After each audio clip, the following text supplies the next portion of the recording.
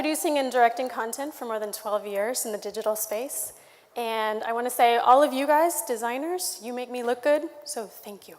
I appreciate that. So when you're designing a project, how many times, like percentage-wise, raise your hand if you design the entire project and at the very last second, the content comes in. Or the client, yeah, right? Hands, yes. Happens to me all the time. I get a call, the design is done, we're launching in 2 weeks. Shelly, we need the content strategy. And we're like, oh, that's such a big thing. So a lot of people ask me, what comes first? Is it design or is it content and content strategy? And ideally, they happen at the same time. And I've worked with agencies and designers where they've done the wireframes and they've done design, they come to me and you can work backwards a little bit. And I've started with my content strategy first and given it to a designer. And it's a little awkward, but when we work at the same time, it's really beautiful things happen, real magical things happen. So that's what I want to talk about today. An example. So if you were, and this is going to help you guys talk to your boss or your client and explain to them why content strategy is needed so early on. And Simon said that your mouth gets dry up here, and it totally happens, and I'm not a smoker. So it's weird, it's the stage. Robert. So as an example, imagine you're designing a book. And you don't have any content for the book, but you have to design the cover, the beginning to all the way to the end. But you don't have you don't know who the audience is. You don't have any content. You don't have any purpose for this book. It makes it really difficult to design, right? Or a movie. Imagine you're designing an entire movie, but you don't know who it's for, and you don't know if it's going to be played on your smartphone or on the big screen. It's really hard to design that movie without content, without content strategy. My favorite example is a real simple one. It's, imagine you're designing a closet. So picture a closet right now in your mind. And imagine you're picturing, a place to put shoes, and there's a bar, and there's some place for clothes. And then now imagine that I tell you that this closet is for a fashionista, someone who really likes clothes, and they shop all of the time. And so this fashionista has 100 pairs of shoes. Now suddenly your design completely changed, right? Because you probably had this little space designed for shoes, and now you have 100 pairs of shoes, and you find out this fashionista buys 100 pairs of shoes every 6 months, so the content is growing in this closet and growing, and you need to, as designers, adapt for that. So a content strategist will come in and help you figure out what is going in that closet before you ever start designing and save you a lot of time. So let's talk about that for a second. What does a content strategist do exactly?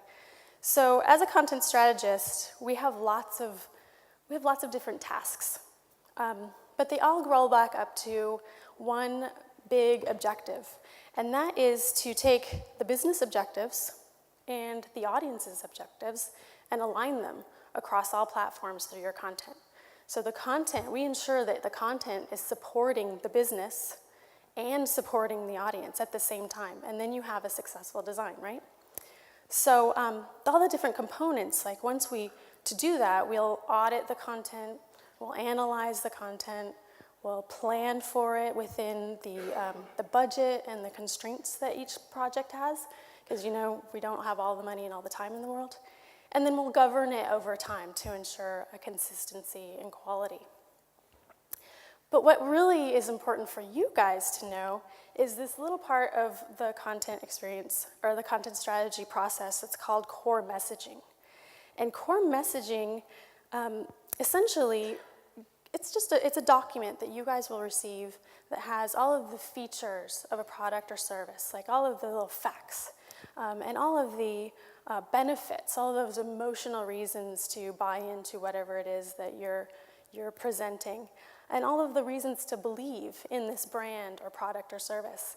And the best part about this core messaging strategy, they're in priority order. So you know what the most important thing is and what the least important thing is before you ever begin. And that really helps with your design. So it's a document, and it has lists on it, but what it's really giving you is a big story. And story, as you know, has a beginning and an end. There are characters, there's conflict, there's suspense, there's, seems like it's playing for me, there's a journey, and there's some kind of resolution in a story. And in our world, characters are our target audience, right? And conflict are their needs and wants. What they've come to the website or your brochure or your banner or wherever. And the journey is their user path. And the journey is really important in a story. I was a creative writing major in school, and one question my teacher always asked was, where has this character been and where is she going? And I think that's really important for us to develop a cohesive story in whatever we're designing. So where is this character? Where have they been? Are they rushing? Are they in the car? Are they riding a horse? Where are they? And where are they in the user process, in the user path, in the design that they're in? And where are they going to go next?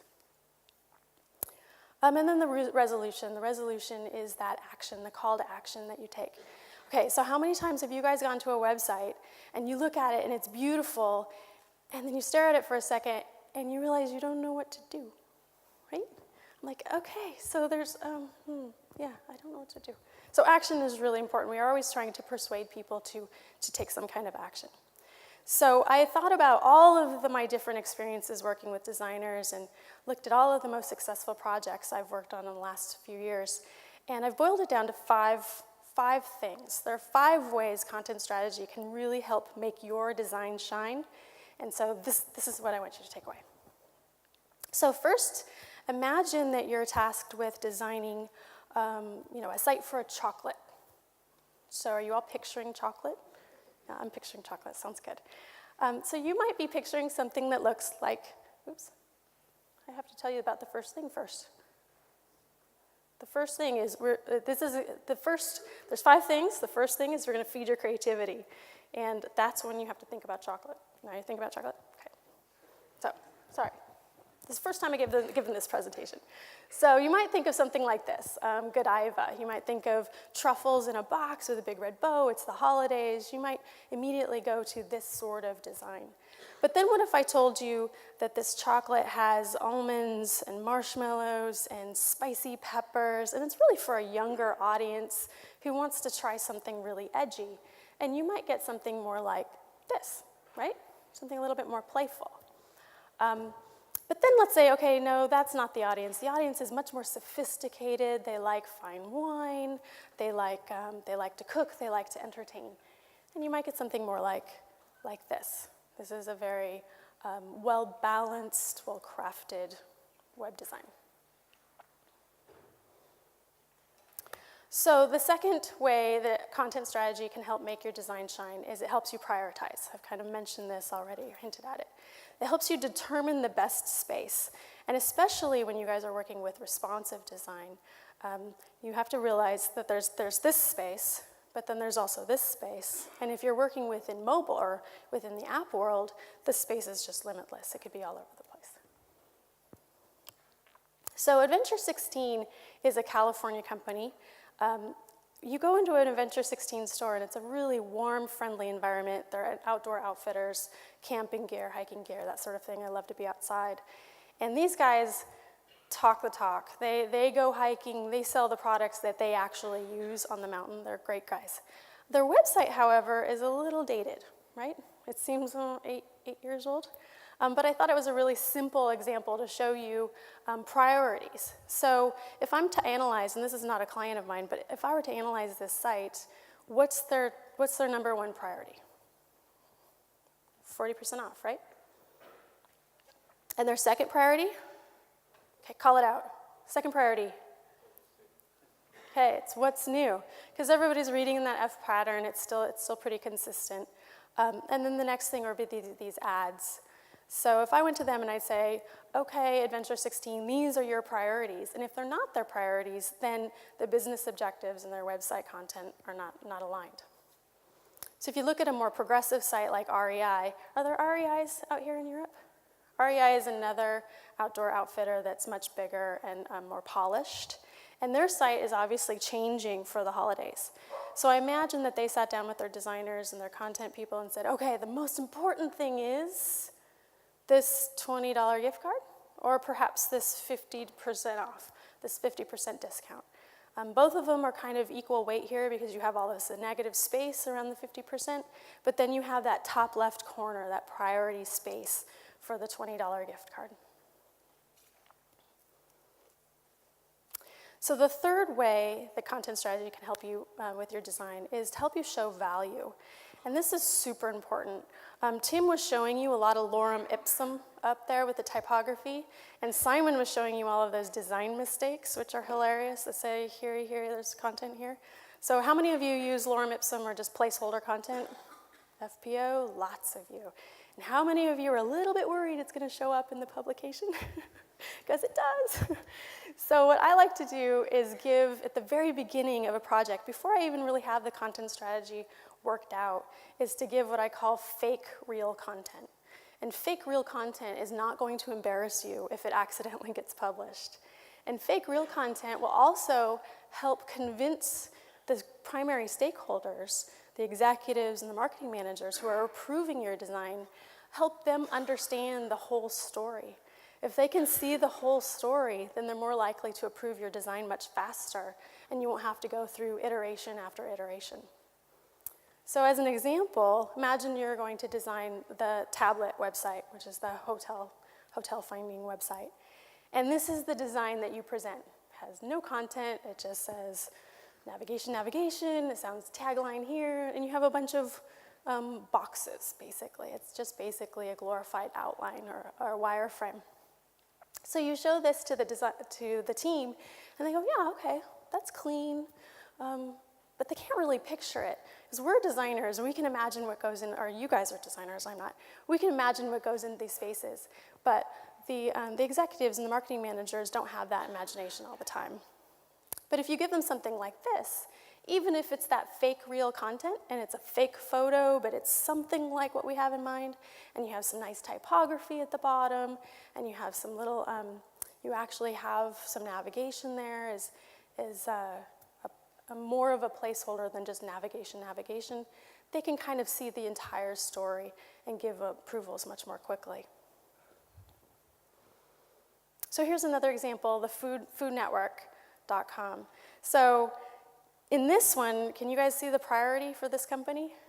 You see it off the top of it took me just a second. So the top priority for this company is a big IKEA ad. So it's amazing to me that this is their homepage, and they have this giant IKEA ad that looks like their design right on the homepage. But if that's their priority, that's great. So imagine if you're sitting in that meeting and they said, okay, designer, you need to give me a giant ad because we really want a lot of impressions or we want a lot of clicks. So, show me something good. But if you don't have any fake real copy, you're going to give them something like this. And nobody's going to approve this. They're going, what is this? Ad goes here, what does it look like? Is it flashing? Is it sliding in? What is it doing?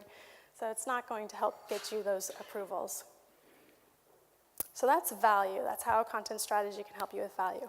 The fourth way is, this one's harder to explain, but content strategy can help you discover a more elegant solution. Time and again, when I'm working with designers, I find that designers have ideas and I have ideas, and when we work together, we come up with something completely unique that we wouldn't have come up with on our own. And I'm going to give you some really simple examples that really don't do this idea justice. But so, for example, advertising. You might find that your client says, we need a lot of impressions. We're getting a lot of traffic. We want to monetize this traffic. So we need 10 impressions, 10 ads to show up per customer. And they only look at 1 or 2 pages usually, right? When they spend maybe a minute on the website. So your very first thing that you might think of doing is put 10 ads on the one page. Put 10 ads on the home page. Put one up here, have one slide in, have one sneak up here. But that's not a great user experience. So if you work with your content strategist and she's telling you this story, she's telling you where they've been, where they're going, and this is the National Geographic website, so they really want to see pictures of this Mars rover thing. They're very excited about that. So you can take all of these photos that are showing in the thumbnails up here, put them in these thumbnails, you can slide through them, and you're not really going anywhere. But as soon as you click on a picture, the page refreshes. You have a new URL. You have a whole new impression on that subway ad over on the side. And you can change the ad. You can change the ad to be something that's more National Geographic. You can change it to something that's relevant to the image. You can change it to something that's relevant to their location. So if you flip through all 10 or 15 or 20 photos, you have 20 impressions of this ad, and that's a really big boost to your client. Excuse me.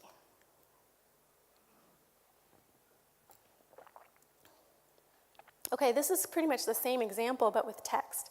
So if you have an article that is 10 pages long or 5 pages long, you might think, okay, it's going to look like this, or maybe we put it in a slider. But then if you realize that they need those impressions, they need the page to refresh, they need it to turn, and then you can just cut the article into sections that work for the audience and also work for the business by doing those little tabs right there. Okay, this one is actually a company I used to work for. This is software as a service. So this is no longer advertising. This is trying to get people to use software to do their taxes on the cloud, which is really difficult to convince Americans to do their own taxes because it's complicated and money's at stake, right? So over on the right-hand side, you'll see that this is where they want the company wants the people to click. They want them to click. They want them to try this for free, try this service. It's going to work out for you. And then they want to give them all these reasons that it'll work for them. So we came up with top 6 reasons to choose this software. And if I had just written top 6 reasons, this content's like this long, right? And I could have given it to the designer and they'd say 1, 2, 3, 4, 5, 6. Or maybe they could have put it in a slider. They could have done lots of different things. But what we did was we created these tabs so that you don't leave the environment and you can flip through the tabs. And all of those tabs help share the entire story. They help share who this software is for and what the benefits of it are and what the features are. It's telling the whole story within this cohesive space while showing off that let's try for free all at the same time. Okay, evolve. And I don't actually have a timer, so I'm probably going fast. Evolve easily. Content strategy will help you look into the future and figure out what's going to happen. I mean, we don't know what's going to happen 5 or 10 years from now. It's hard to imagine what the technology will be or how we'll be looking at content. But we can look 6 and 12 months ahead. And a lot of times, the scope of a design project is kept really small on purpose. They want to keep costs down, right? So you might be tasked with a website that says, okay, there's only 10 pages. It's not that big. It's really small. And we have a little mobile thing on the side. It's not that big of a deal. It's really, really small. So you create this design that's for something that's kind of small. But the content strategist can go, oh, hey, yeah, actually, I was talking to the marketing manager, and this thing is going to explode, and we're going to have thousands of pages of content within 6 months, something like that. And then you can plan for it. You can create the content management system, or choose a content management system that will work for something that's growing quickly. So here's a boring example. Do you guys remember the Gap when it was just men and women's clothes? So the Gap now has body, they have pajamas and underwear and exercise clothes, and now they have infant, and if you look at their navigation across the top, they're getting really full. If they add home goods or something like that, they're going to have to figure out how to adapt their content. But one thing that they've done really well is they have a body of companies all under the Gap umbrella. They have Piperlime, they have Banana Republic. So if you look at, they've added these tabs across the top that have this cohesive user experience through their checkout process, which is great. But at the same time, Banana Republic has a really big logo, and that's not going to fit in the tab. And then they also have this mobile site, and that's not going to fit in the tab. So they've adapted and created these icons that help make it all work. And that's a simplistic way of showing how content can expand and evolve, but if you know that this stuff is coming up, then you can create the assets that work for it.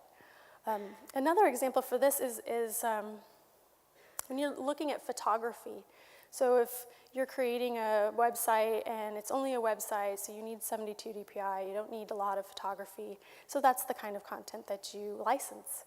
And then you find out, oh, well, actually we're going to put it on the iPad and it's high retina, display, and so we need high resolution. Oh, and we're going to put it on this billboard too.